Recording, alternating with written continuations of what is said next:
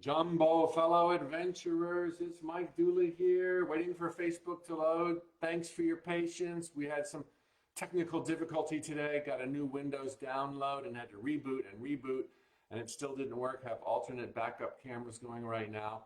Glad to be with you. Thank you so much. Facebook Live, Instagram Live, YouTube later on. So I wanted to pick up this magical Monday with pretty much where I left off last week, and that is trying to come up with ideas to contemplate as we go within during these massive upheavals on planet Earth. First the virus, and it's still the virus, and Black Lives Matter, and the understandable outrage and protests that are going on around the world. This is a time for all of us to redefine. Individually first, collectively second. And it's happening. It's happening before our eyes. It is the beauty of our auto-correcting abilities on the fly. A little bit delayed by 400 years, but in the scheme of eternity, we're on the right path and we're getting better all the time. So this talk is going to be titled Spaceship Earth. To your positions, please. And if you remember where I left off last week on Friday with the spiritual tune-up, I was talking about, it doesn't matter which ism that you're coming from, capitalism or socialism being the two main things. What we need to do is strip it to the bones and look at our humanism and kind of build from there. And I thought I would come up with another hypothetical, as I did not long ago, where I said, imagine a village of 100 people. Well, this time I want you to imagine that we're going into outer space, just 100 of us, okay, for good, not coming back. And maybe we're going to colonialize, if that's not a sensitive word these days, Mars or beyond. And I want you to understand, as you and I hypothetically put together the system that will be in place that will make us work together cohesively as a collective, it's not so much going to be about the rule of law. As a note from the universe said last week, that favors the privileged. But the rule of love. Okay, the rule of love comes first, which is not to say abandon all laws. They're great guidelines, they're ideals, but they don't always fit. And they assume that everything else is equal when nothing else is equal. So you and I and 98 other folks are going to go and live happily ever after on some distant planet.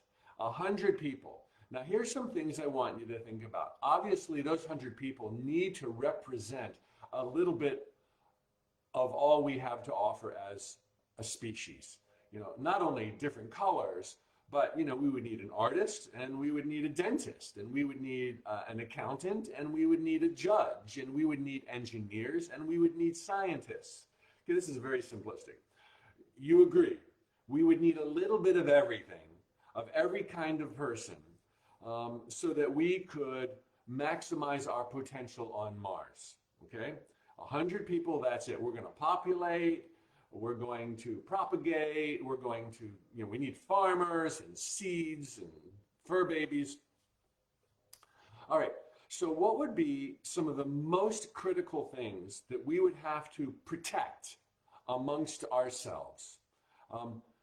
Everyone would want to be involved, right? Nobody's going to go there and say, you all work your butt off and I'm going to sunbathe, on the back terrace of my new Martian patio. Everyone, you understand, would want involvement, creative contribution.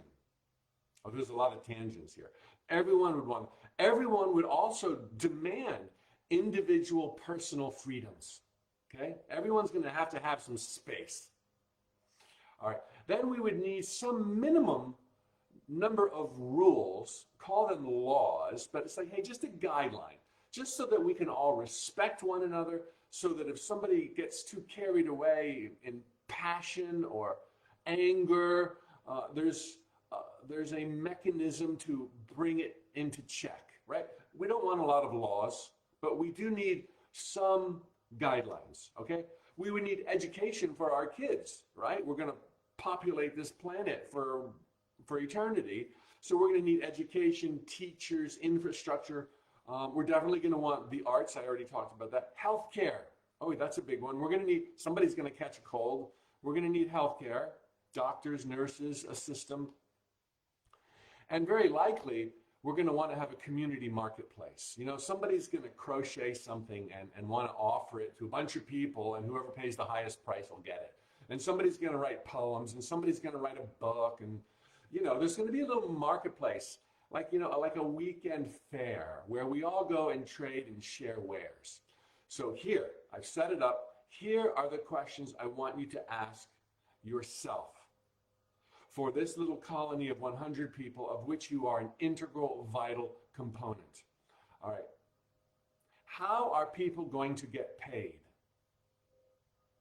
Are we going to have to bring our own bank accounts? I'm sure you would agree at the outset. It's like, look, this is not about the money, although everyone's going to deserve a little remuneration and incentivization for having freedom and having their space. So it's not about the money. We're probably going to make sure that everyone gets, you know, some minimum standards so that everyone can participate in this micro economy. And there'll be a range. Not everybody's going to get the exact same. You know, some people might just be more innovative and improve everyone's life. Some people might be more productive. Some people might be more inventive. Some people might be more entertaining. So not everyone would get the same. I'm sure you would agree. But we're not going to have, like, you know, astronomically different pay scales. It's not about the money, right? Life is not about the money, right? It's about involvement, contribution, incentive. So there's one question. Think about how you handle that pay. Well, I guess what I could say I'm jumping to is it's not going to be capitalism without regulation. I mean, you don't need somebody to buy, you know, 3 lunar modules and somebody else has a little wagon and wheels. It's like, come on, we're all in this together. Yes, somebody's going to be more productive. Everybody's going to put your name on the building and you're going to get paid more than everybody else. But it's like, you know, you don't need this, you know, great inequities of income. So how would people get paid? Would you agree that there ought to be some kind of over system that makes sure everyone falls within a range? I bet you would. Number 2, there's only 2 more questions. So who pays for the school and the healthcare? Who pays for schooling? There's only 100 of us. Not everyone's going to be childbearing. Not everyone's going to want a family, but there's going to be some. But wouldn't you agree that it's in everyone's interest for there to be a continuation of life on Mars? And so that, you know, probably everyone might contribute to these overall there's only 100 people. You know, if 10 of them have kids, you're not going to say, no, you have to pay for those kids. They were your decision. I'm out of here. You know, everyone would probably chip in, and because everybody's chipping in, it would be very, very inexpensive. And it would ensure many kind of things. All right, so that's one question. The healthcare. Who's going to pay for the healthcare?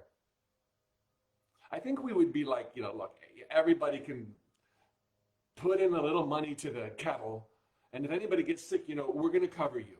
We're not going to say, oh, you are so sick. You're just beyond help. And you're not going to say, hey, look, you know, Bobby's been here 3 years, and he's just gotten into this funk of depression. He really misses planet Earth. He refuses to go to work. Would you deny Bobby food, shelter? Would you say, look, bud, you're making some bad decisions and it's on you? Or would you be like, wow, what if Bobby's my cousin? What if Bobby's my partner? What if I'm Bobby? Would you say, Bobby, no health care for you, no food for you, no shelter for you? You're going to have to go live on the dark side of the red planet. It's like, we'd be in it together. It'd be like, when Bobby's hurting, we're hurting. If Bobby's depressed, let's fix it. And if we all chip in, it's virtually nothing. Here's a side story I wanted to share last week. I was in Switzerland a number of years ago speaking, chatting up the clerk in the hotel, a little teeny boutique hotel in Zurich. She just got the job. You know, she might have been 19 years old. I forget what the number was, but it was, in my mind, I remember like 30 or 40 US dollars per hour. That was her starting rate. And there was this interesting, fun interaction, finding out about life in Switzerland and what she does and how the minimum wage was so high. I thought it was insane. But then she found out what I did, and she was like, all about it. And she wanted to go. And I told her where the website was. And I said, wow, in an economic environment where everyone is paid a better than decent minimum wage, and it shouldn't be mandated. It should be in our own hearts and souls that we just aren't going to pay people, $7 an hour. When everyone is paid that higher amount, everyone participates in the economy, in the arts, in education, in Mike Dooley's self-improvement classes. It's like everyone's a player. So while businesses might have to pay more to maintain entry-level folks in Switzerland or on Mars, those folks then have disposable income, and everyone plays, and those folks have dignity. Those folks have health insurance. Those folks, some things are not done that way in the United States, and it's no wonder other countries have a higher standard of living and better health care and bigger bills and big problems too. There's no one answer. But do you see, in this little Mars thing, we would rethink it all, and we wouldn't exclude folks because there's only 100 people. Let's see if I had any other questions. And I covered the third scenario: what if somebody stops working? So to back up, the three questions colonializing Mars: how much do people get paid? How would we regulate that? Would it just be a total free-for-all? Some people are making $5 an hour and other people are making $5 million a week? Of course not. Number two, who pays for school and healthcare? We would all agree, if we all chip in, it's going to be cheaper for everyone. That doesn't mean government should be managing it, but there should be some system in place where there is an overseer, and if the private market can't do it, then it's going to be us 100 people, government. And then the third question: what happens if somebody falls out of the system? Do we turn our backs on them? And the answer is, of course not. But all three of those questions are not dealt with the way you and I would deal with them on Mars in the United States and in most countries on Earth. So as we move to this whole new world order, where we're going within right now, imagining how life would be, let's rebuild it in our head and forget the isms, okay? Capitalism, socialism. It's like, what does love call us to do? And that doesn't mean there isn't room for individual freedom and incentivization and rewards for creativity and contribution.